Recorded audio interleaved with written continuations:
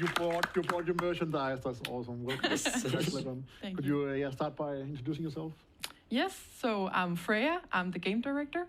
I'm Morten. I'm a game and level designer. And I'm Michał, and I'm technical lead for the team.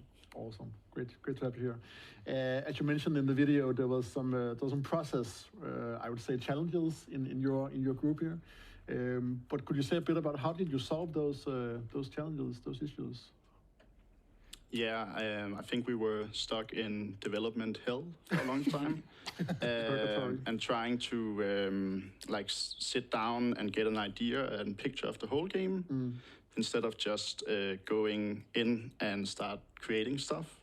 So a couple of weeks into production, we kind of took a step back, and all 3 game designers we teamed up with some programmers, and we did some low fidelity prototypes of different ways we thought we could do puzzles.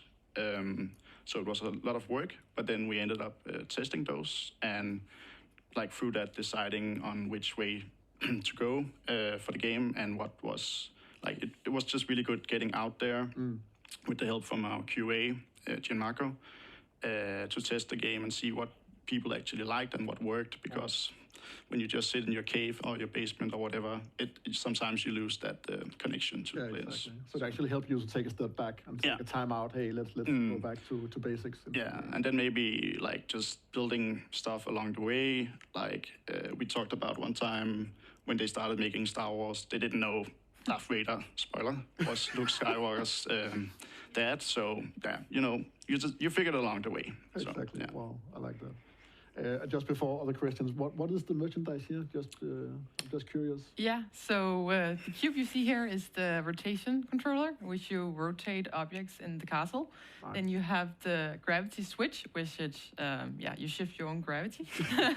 And then we have a turtle. So for minigame 1, we did a game called Turtle Run, which is a low poly game where a small sea turtle runs on a beach.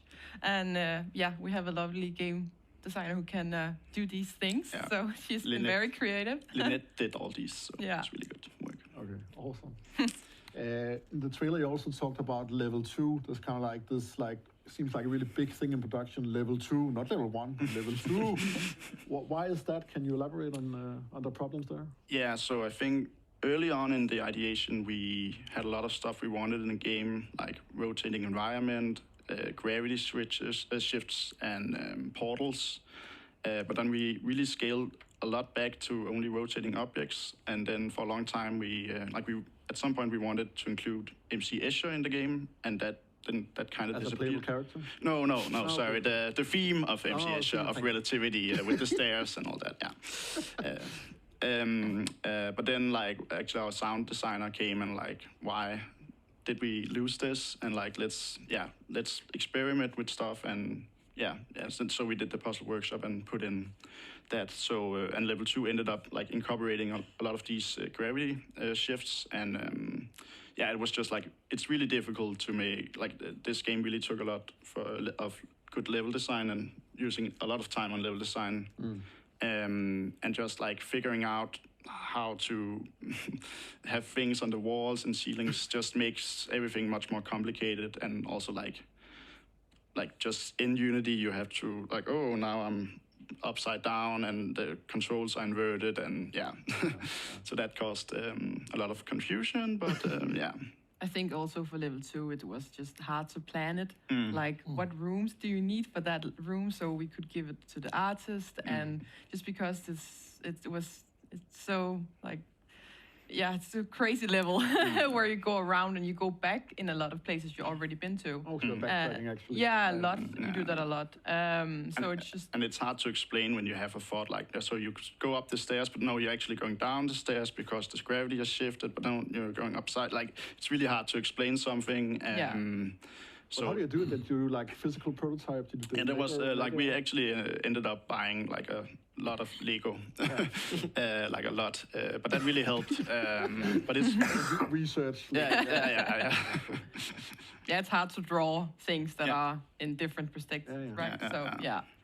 In terms of technology, how did you come across with all these shifting, and you talked about portals and Yeah, so at the beginning, after minigame 2, we had like a technical prototype with also additionally to like gravity switch and rotation controller. We also had portals, we had platforms, but at the end we had to scope it down and just choose what fits the best the theme of the game. So we went with those two, but also with the, let's say, technical difficulties for the first mini game. So the turtle run, we did it with additive scenes, and we didn't have like any problems during first mini game. So we were like, oh, that's kind of easy.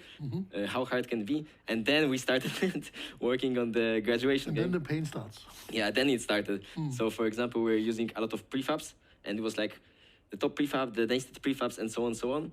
And definitely there were problems that people were like saving the scene, but the prefabs weren't actually saved. So if you're pushing your changes, the other people are not getting your changes, right? So if you could take a step back to the beginning of the production, then definitely would implement some system that you're just saving and everything saves as it should, because it came to be a real problem at the end.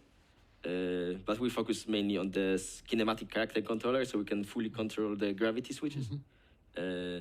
But yeah, also when we were talking about the level design, if you can rotate your player to different gravities, then you can follow them up on different. A lot of colliders. You have to put I saw colliders that up in the everywhere. bloopers. Yeah, that was part of it. We have some questions from Twitch here. It says, what game mechanic was the most difficult to implement in your game? The game mechanic. I would say most of those weren't that difficult to make. The most difficult part was to maintain a system that will connect everything and that everything will work together. Because sometimes we had problems like we'll change just a little bit something, and then something else like on the other side will stop working. Yeah. Actually, the next question does says, how did you ensure all the areas fit together and allowed for vantage points to see important landmarks for the player? It's kind of like the same. How do you like make it all coherent in that way? Also, we are backtrack and all that. So, was there any like yeah, with the level design, yeah. So so like we ended up using camera areas.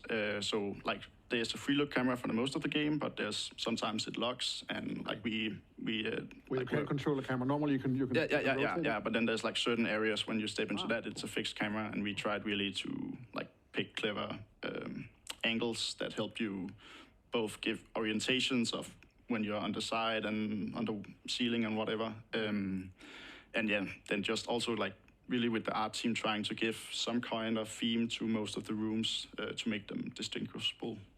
Yeah. Also, I think one fun fact is when we were testing the game, we created like level 1, and then the feedback was, oh, the level is too hard. And they were like, okay, so let's change something.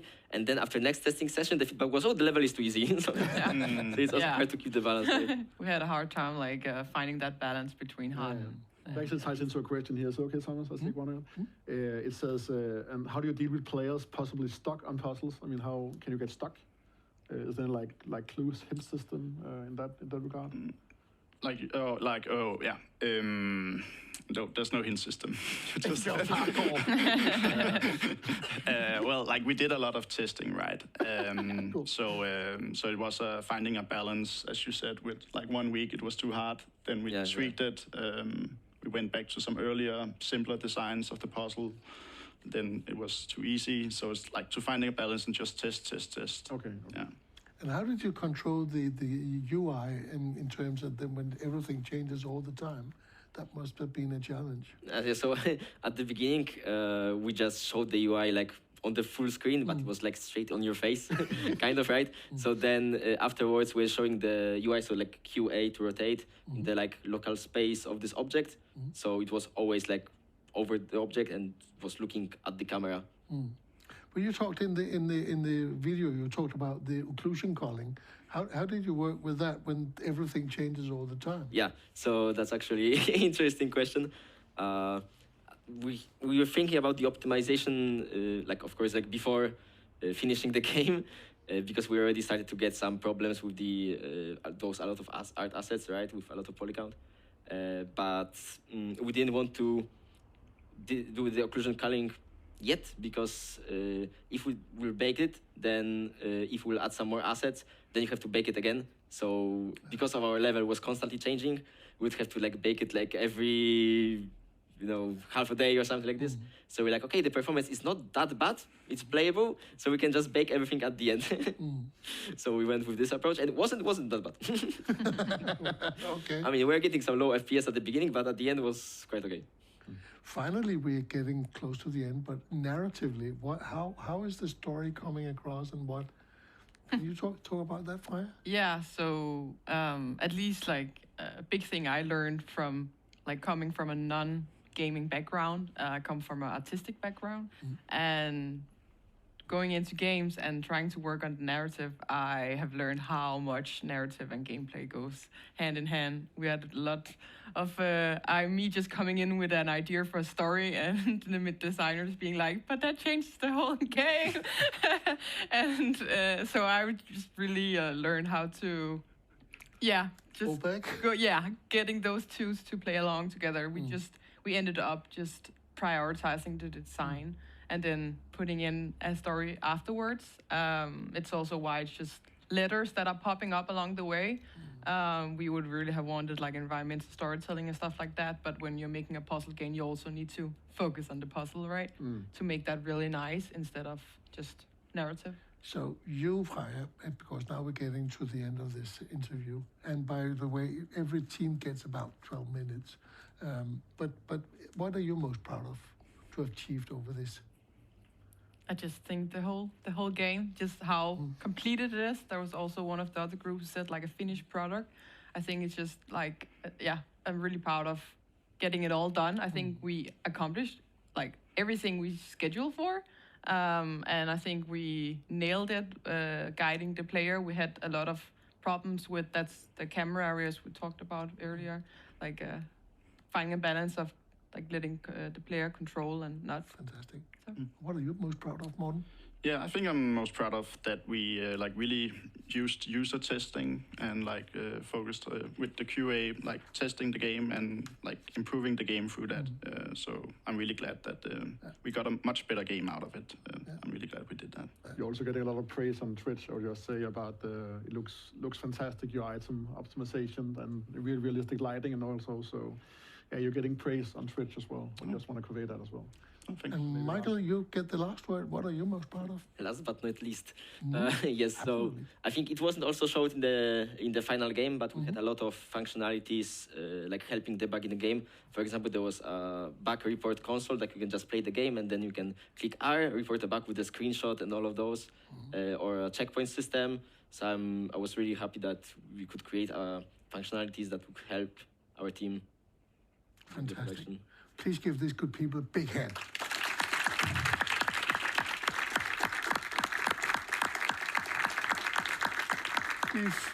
Before we move to the last game, I would like to thank all the people who has been helping with making this